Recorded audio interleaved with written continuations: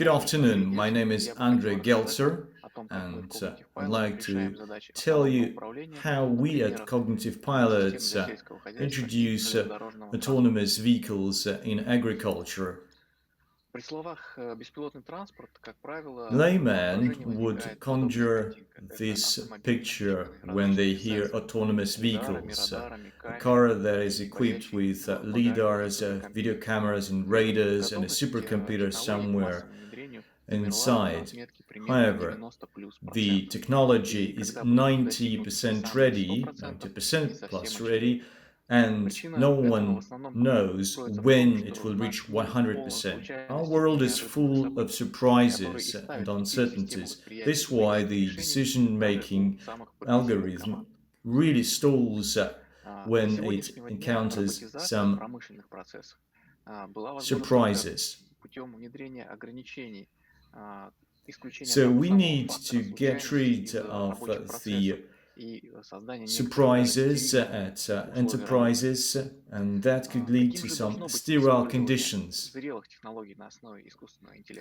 We believe that we can press just one button and then some magic happens. The system must operate at a new level that is higher than the customer's expectations. They need to have some kind of wow experience. I'd like to walk you through the difficulties that we encountered when we designed autonomous vehicles for agriculture and railroads.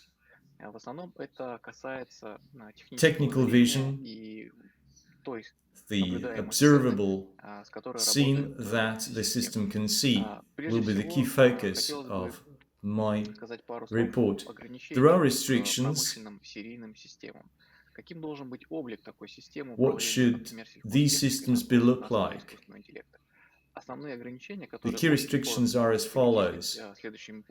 It needs to have a market price. It needs to operate without support engineers.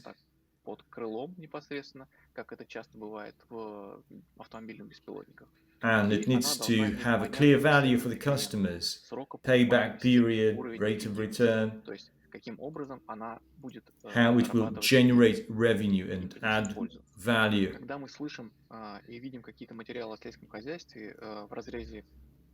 Now, what is harvesting? You have these idyllic, serene, picturesque environments where you have flat surfaces and it's really easy to harvest, but that's far-fetched, definitely. In reality, fields are not that level. This slide will show you the real data that our cognitive pilot systems can see. Visibility could be good, it could be bad.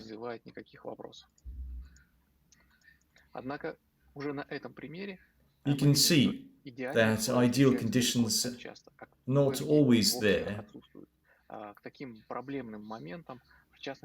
You can have crops that have been battered by rain, or they could be ruts from some agricultural equipment, that sprayed pesticides, for example, pesticides.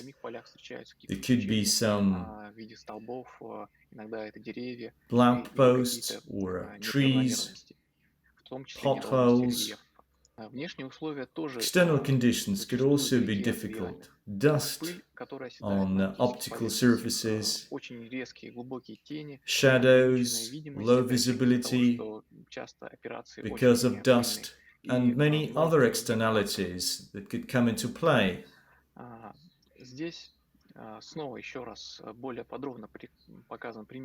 Here is another example where the crops simply have been battered by the rain and it's just lying, and the equipment and your optical system needs to understand that it's just the crops and it's not and the missing crops. The crops are there, and if the system doesn't identify it, you will lose on your revenue, on the amount of harvest that could be sold.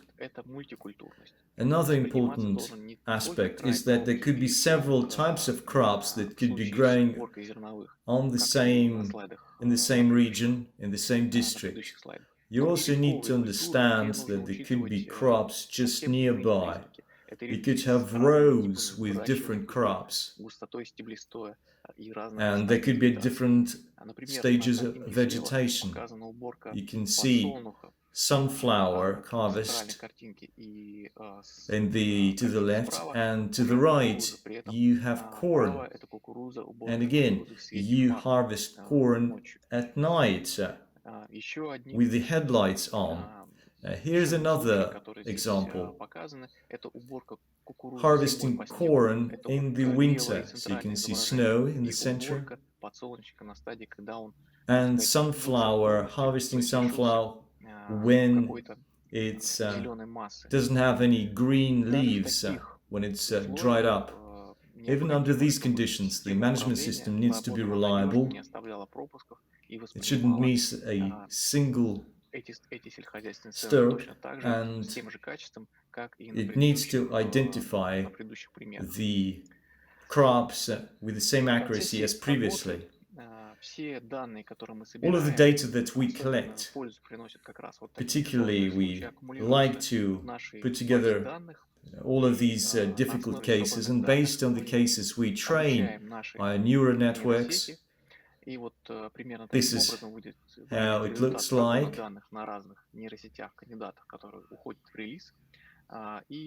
We have a training set of data that we update on a regular basis. All the new cases are uploaded to the database, they're marked, tagged, and processed, and we do regular updates. We upload the latest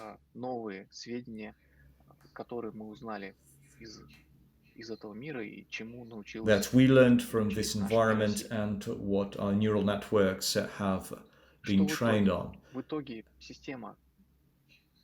As an outcome, the system that has learned to work under these conditions will have a lot of accuracy, given the complex geometry.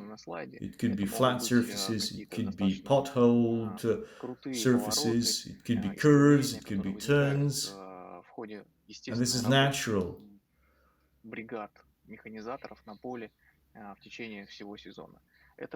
But what is key is that the system is autonomous. AI-driven machines don't need any external signals like GPS or radios. Everything is on board, everything is online. Safety is another important aspect. AI-driven systems that has computer vision can detect any barriers, anything ahead of it. It can stop if there is dangerous encounter, or it can warn the operator. It depends on the equipment that is installed in any specific vehicle. We believe it's a mature technology, and sales are a clear signal that it's working.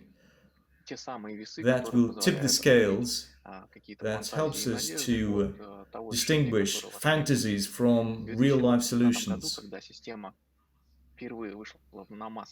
So previously we had some pilot launches, and we started selling it in 2020, and we sold more than 350 units here in Russia, and it's been used in different climatic conditions. It's been proven successful, and we hope we can build on that next year. Now, I'd like to talk about rail transport. So we have control units for shunting locomotives. These are shunting yards. There could be level of human error, and it could lead to consequences. Also, they're very busy. Logistics time are the key parameters that have an impact on the rate of return, on the speed of the turnover, and on the price of intercity travel. The general setup looks as follows. So you have a block of cameras, these are radars, sensors, and again, you have to install it on both ends because the shunting locomotives work both ways.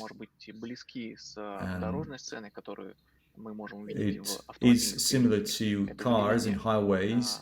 You need to identify tracks, you need to identify directions of where we can go, the key classes of objects, locomotives, humans, traffic lights. You need to detect the properties. Traffic lights have different lights, and the scene is very packed. It looks like a highway, but in certain cases it is different from cars, and humans are different. And you can also need to identify different pieces of equipment. You embed a dynamic processing model. And the key, but not the only feature,